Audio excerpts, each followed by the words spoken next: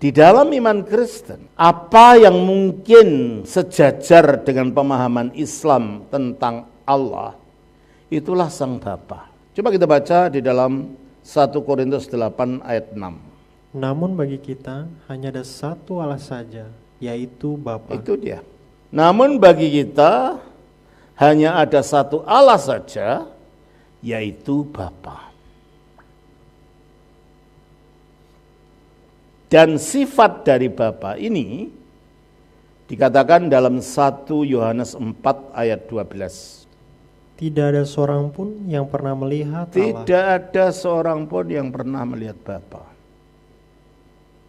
Berarti Allah dalam keberadaan ilahinya yang azali, yang kekal, itu tidak dapat dilihat oleh manusia, berarti tidak berwujud fisik.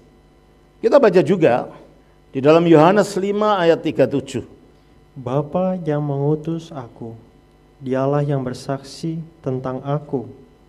Kamu tidak pernah mendengar suaranya. Kamu tidak pernah mendengar suaranya. Rupanya pun tidak pernah kamu lihat. Rupanya pun tidak pernah kamu lihat. Kita baca juga di dalam Yohanes 1 ayat 18. Tidak ada seorang pun yang pernah melihat Allah. Tidak ada seorang pun yang pernah melihat Allah. Dan satu ayat lagi, 1 Timotius 6 ayat 16-17. Dialah satu-satunya yang tidak takluk kepada maut, bersemayam dalam terang yang tak terhampiri. Seorang pun tak pernah melihat dia. Seorang pun tak pernah melihat dia. Terus? Dan memang manusia tidak dapat melihat dia. Memang manusia tak dapat melihat dia. Jadi Allah yang satu itu adalah Bapa yang tidak pernah dilihat, yang tidak nampak rupanya, yang tidak pernah menampakkan diri pada manusia. Berarti kalau Yesus disebut Tuhan, maknanya bukan seperti Allah di dalam Islam.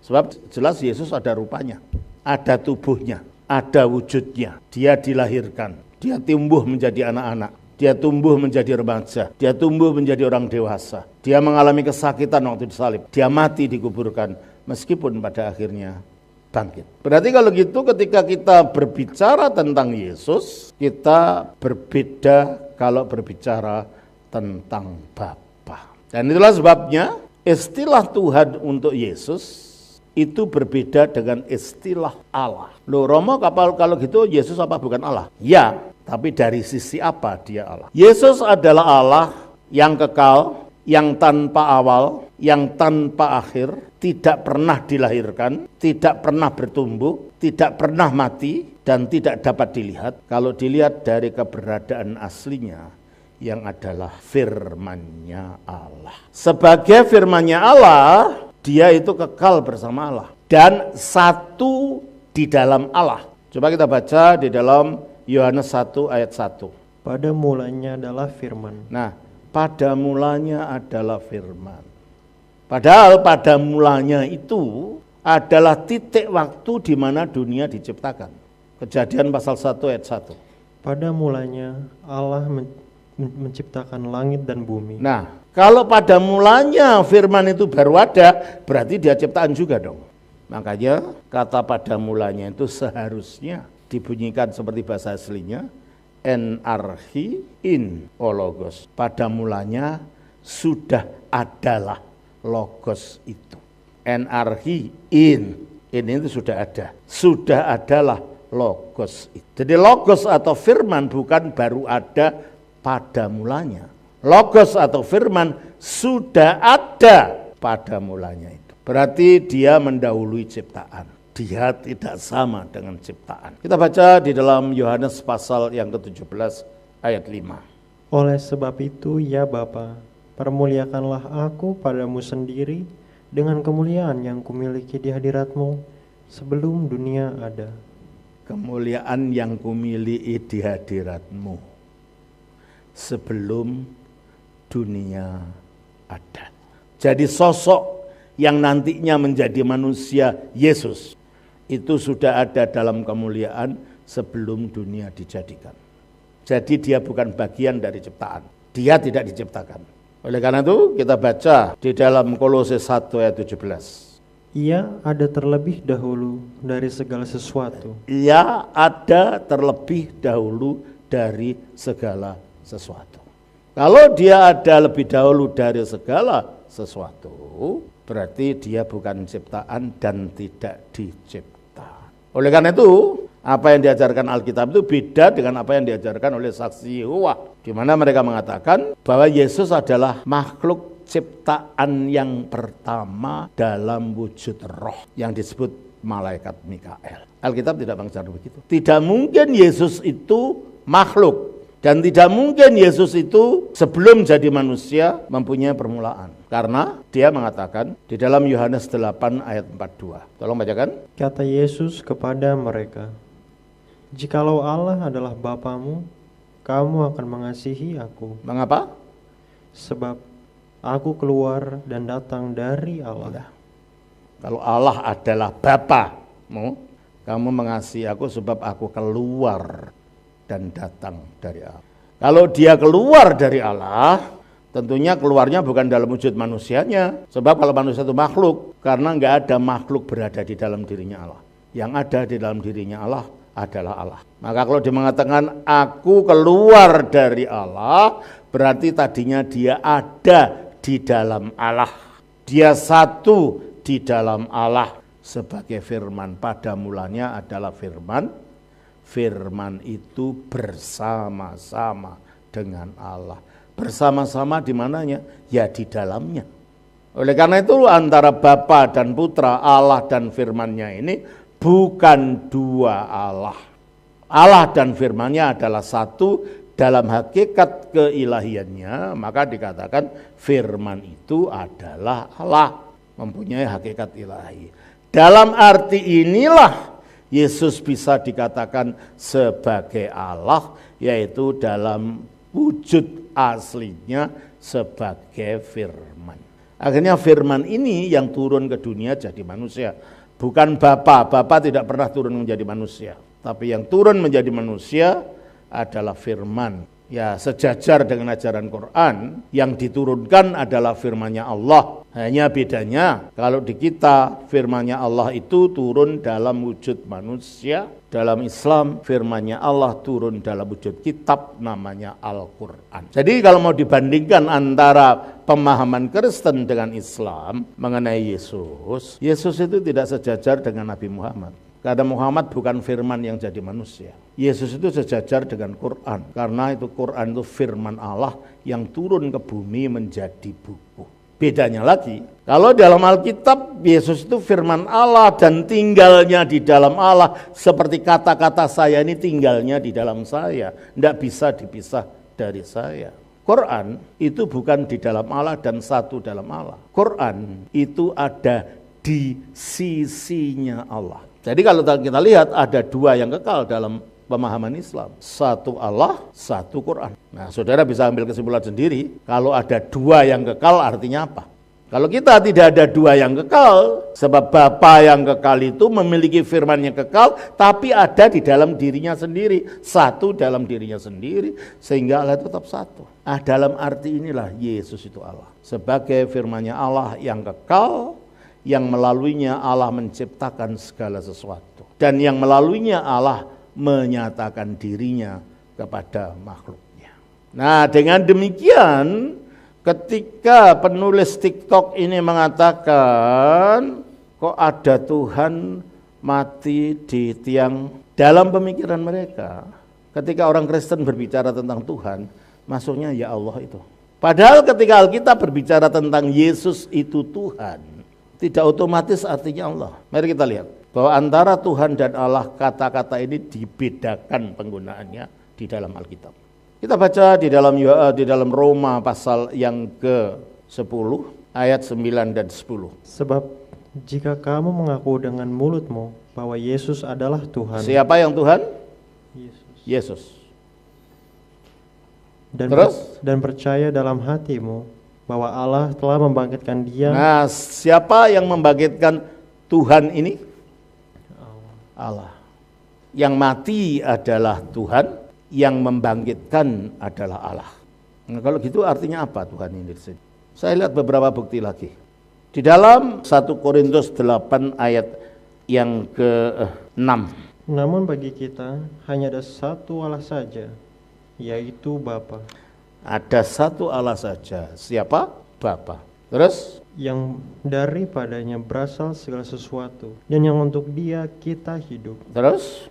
Dan satu Tuhan saja. Satu Tuhan saja, yaitu Yesus Kristus. Jadi satu Allah siapa? Satu Tuhan siapa? Yesus Kristus. Berarti Yesus Kristus disebut Tuhan tidak otomatis artinya Allah. Dia Allah kalau keberadaannya sebagai firman yang kekal di dalam Allah, itu yang kita maksud. Tetapi ketika berbicara tentang Yesus yang adalah Tuhan, itu yang berwujud manusia itu. Karena dikatakan di dalam Kisah Rasul pasal yang ke-2 ayat yang ke-36. Jadi seluruh kaum Israel harus tahu dengan pasti bahwa Allah telah membuat Yesus yang kamu salibkan itu menjadi Tuhan dan Kristus. Siapa yang menjadikan Yesus Tuhan? Allah telah menjadikan Yesus itu Tuhan. Dalam pengertian apa? Dan itu diberikan gelar itu setelah dia naik ke surga sesudah dia meninggal. Kita baca dalam Filipi 2 ayatnya 8-11. Dan dalam keadaan sebagai manusia, Ia telah merendahkan dirinya dan taat sampai mati, bahkan sampai mati di kayu salib. Ya, taat sampai mati, bahkan mati di kayu salib. Terus? Itulah sebabnya Allah sangat meninggikan Dia. Dengan dibangkitkan dari mati, diangkat ke surga, duduk di sebelah kanannya. Terus? Dan mengaruniakan kepadanya nama di atas segala nama. Di atas segala nama. Terus? Supaya dalam nama Yesus bertekuk lutut segala yang ada di langit dan yang ada di atas bumi. Sehingga bertekuk lutut segala yang ada di langit, yaitu para malaikat, yang ada di bumi, manusia dan para binatang, dan yang ada di bawah bumi, iblis dan roh-roh jahatnya. Sehingga Yesus berkuasa atas, dunia tengah, dunia bawah. Dia berkuasa atas Banua Kinjang, Banua Tongu, Tonga, dan Banua Toru. Semua dikuasai oleh dia. Terus, gelar apa yang membuat dia berkuasa atas semuanya itu? Terus kan? Dan segala lidah mengaku Yesus Kristus adalah Tuhan. Ini, gelar ini. Sejak kapan dia diberi gelar ini? Sejak dia naik ke surga, duduk di sebelah kanan Allah, dan diberi segala kuasa. Matius pasal 28 ayat yang ke-18. Yesus mendekati mereka dan berkata, Kepadaku telah diberikan segala kuasa di sorga dan di bumi. Kepadaku telah diberikan. Kalau diberikan berarti ada yang memberikan. Siapa? Ya Bapa. Segala kuasa. Kalau orang punya kuasa namanya apa? Penguasa. Kalau orang punya segala kuasa namanya apa? Maha penguasa. Di atas langit dan di bumi. Sebagai yang maha kuasa, dialah maha Tuhan, atau dengan ringkasan Tuhan. Jadi Yesus disebut Tuhan adalah gelar kemuliaan. Ketika Sang Bapa memberikan kepadanya kemuliaan itu sebagai Mesias yang ditinggikan. Jadi gelar untuk Tuhan, untuk Yesus itu bukan gelar keilahiannya, tetapi gelar kepenguasaannya sebagai Mesias yang telah ditinggikan.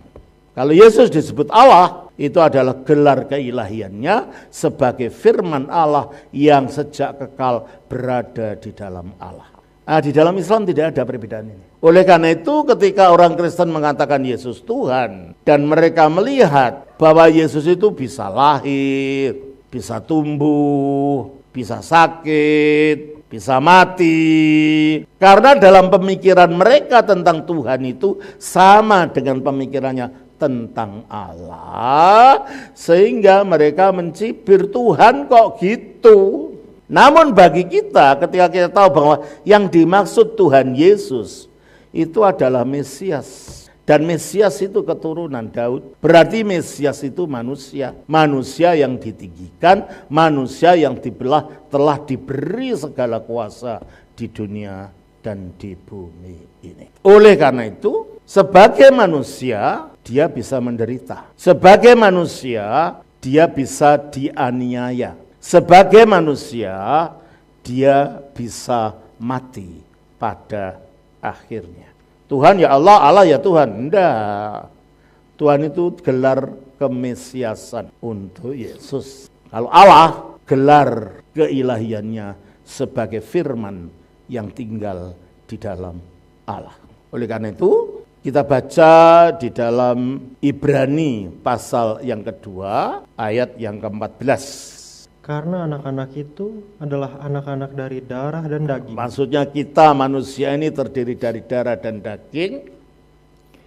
Maka ia yaitu firman itu juga menjadi sama dengan mereka. Juga menjadi sama dengan mereka melalui inkarnasinya. Terus dan mendapat bagian dalam keadaan mereka. Jadi Yesus itu betul-betul manusia, bukan manusia jadi-jadian, bukan bayangan. Karena dia mendapat bagian dalam keadaan manusia, yang sering kita katakan 100% manusia itu. Jadi yang kita sebut Tuhan Yesus itu ya manusia, tapi manusia yang adalah Mesias. Bukan sekedar manusia. Dan Mesias yang telah dimuliakan dan diberi segala kuasa. Karena Mesias itu berbentuk manusia, maka dia dapat menderita. Baca lagi ayat itu. Karena anak-anak itu adalah anak-anak dari darah dan daging, maka ia juga menjadi sama dengan mereka. Menjadi sama dengan mereka. Dan mendapat bagian dalam keadaan mereka. Mendapat bagian dalam keadaan mereka. Supaya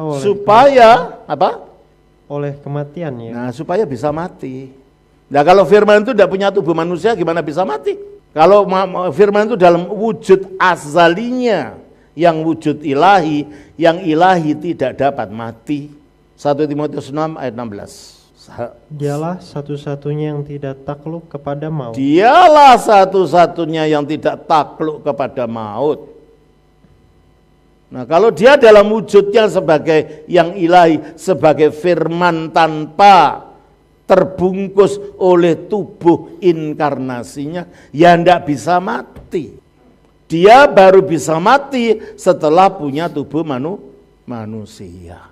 Dan kematiannya ini, kematian yang dilakukannya dengan sukarela, bukan dipaksa dan bukan karena dibuli. Karena dia sendiri sudah mengatakan dari awal, Markus 10 ayat 45. Karena anak manusia juga datang bukan untuk dilayani, melainkan untuk melayani. Oke. Kalau dia datang bukan untuk dilayani tetapi untuk melayani, berarti dia datang sebagai hamba. Melayani dengan apa? Melainkan untuk melayani dan untuk memberikan nyawanya. Itu cara dia melayani. Memberikan nyawanya artinya apa? Ya mati. Jadi kematiannya itu adalah wujud dirinya sebagai pelayan, sebagai hamba Tuhan yang menderita seperti yang dinubuatkan di dalam Yesaya 52 ayat 12 sampai Yesaya 53. Dan itu pula yang nanti kembali ke sini, itu pula yang dikatakan dalam Filipi 2 ayat 6 dan 7. Yang walaupun dalam rupa Allah. Yang walaupun dalam rupa Allah. Mengapa dia dalam rupa Allah? Karena dia adalah firman-Nya Allah yang adalah Allah. Terus? Tidak menganggap kesetaraan dengan Allah itu. Ya, dia dalam rupa Allah dan kealahannya setara dengan kealahan Bapa karena hanya ada satu kealahan. Kealahan yang ada pada firman satu dan sama dengan kealahan yang ada dalam diri Bapa. Dengan demikian hakikat kealahan itu satu, oleh sebab itu Allah itu satu. Teruskan? Tidak menganggap kesetaraan dengan Allah itu sebagai milik yang harus dipertahankan. Nah, beda dengan Adam. Dia tidak punya keilahian, dibohongin iblis. Kalau kamu makan itu kamu akan menjadi seperti Allah. dia merebut kealahan. Kalau Yesus punya kealahan tidak direbut malah, teruskan, melainkan telah mengosongkan diri. Dan mengosongkan diri ini artinya keilahiannya tetap di situ, tapi tidak dinampakkan. Sebab kalau keilahiannya nampak dalam wujud kemanusiaannya, maka dia tidak akan bisa bertindak seperti manusia sesungguhnya. Sebab keilahiannya itu yang akan membayang-bayangi. Meskipun keilahiannya tetap ada di dalam kemanusiaannya itu. Kita baca Kolose 2 ayat 9. Sebab dalam dialah berdiam secara jasmania seluruh kepenuhan kealahan. Dalam dialah berdiam secara jasmania seluruh kepenuhan kealahan, artinya totalitas kealahan. Jadi dalam wujud manusianya ini ada totalitas kealahan itu. Dia tidak kehilangan kealahan meskipun wujudnya manusia. Hanya itu tidak dinampakkan, hanya itu dikosongkan supaya dia betul-betul jadi manusia, bisa mati, bisa menderita, bisa mengalami semua pengalaman-pengalaman manusia itu. Kita lanjutkan. Filipi 2 ayat yang ke-7. Melainkan telah mengosongkan dirinya melainkan telah mengosongkan dirinya, artinya tidak menampakkan keilahiannya itu. Terus? Dan mengambil rupa seorang hamba. Dan menjadi sama dengan manusia. Dan dalam keadaan sebagai manusia. Ia telah merendahkan dirinya dan taat sampai mati. Ya, jadi yang disalib itu bukan Allah. Yang disalib itu wujud kemanusiaan daripada Sang Firman.